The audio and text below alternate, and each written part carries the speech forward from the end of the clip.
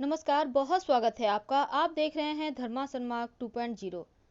जितिया, जिसे हम जीवित पुत्रिका व्रत भी कहते हैं, इस बार 10 सितंबर 2020 को मनाया जाएगा। बृहस्पतिवार के दिन जीवित पुत्रिका का व्रत है और यह व्रत मुख्य रूप से उत्तर प्रदेश, बिहार, झारखंड में मनाया जाने वाला व्रत है। लेकिन इस व्रत को अमूमन माताएं अपने संतान के सुरक्षा के लिए, अपने वंश की वृद्धि के लिए ये व्रत रखती हैं और तमाम विपत्तियां उनके संतान पर ना आए, इसके लिए रखा जाता है ये व्रत।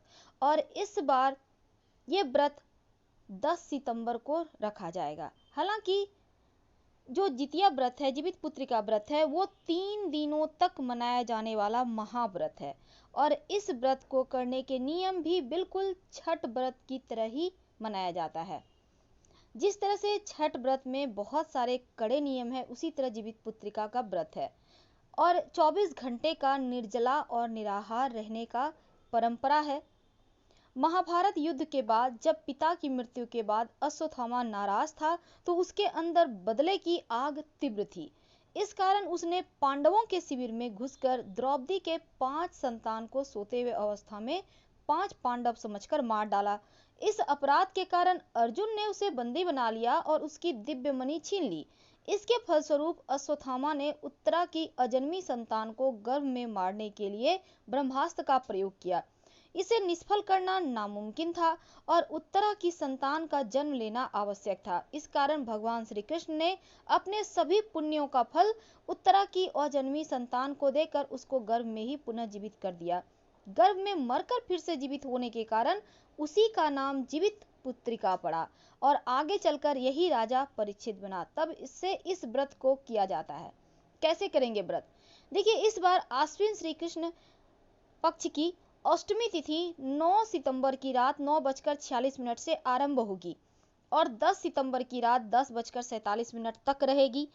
10 सितंबर को अष्टमी में चंद्रोदय का अभाव है, इसी दिन जितिया पर्व मनाया जाएगा।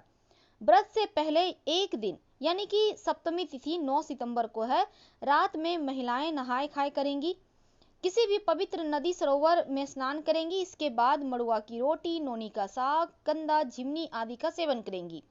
फिर पितरों की भी आराधना करेंगी। नहाय खाए की सभी प्रक्रिया 9 सितंबर की रात 9:47 से पहले ही करनी चाहिए और 9:47 के बाद अष्टमी तिथि शुरू हो जाएगी।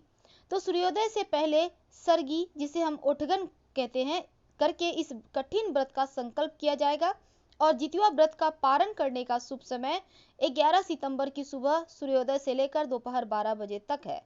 तो व्रती महिलाओं को जितिया व्रत के अगले दिन 11 सितंबर को 12 बजे के पहले पारण करना होगा।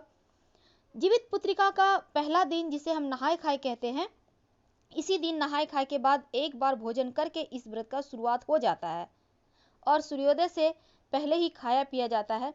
सूर्योदय के बाद कुछ भी आपको खाने पीने की मनाही है। हालांकि इस दिन झोल भात, नोनी का साग, मड़ुआ की रोटी जैसी चीजें खाने का विधान है। बहुत जगह मछली खाकर भी जितिया व्रत मनाया जाता है। आपके यहाँ क्या रिवाज है, आप वैसे ही करें। लेकिन हाँ, जब आप पारना करेंगी तो बहुत जगह उठगन खा के पारना किया जाता है, व्रत तोड़ा जाता है। बहुत जगह खीरे का प्रसाद खा के और बहुत जगह अलग अलग नियम है। आपके घर में जैसा नियम है वैसे ही करें। फिलहाल विदा लेंगे, टाइम टेबल हमने दे दिया है। हर हर महादेव।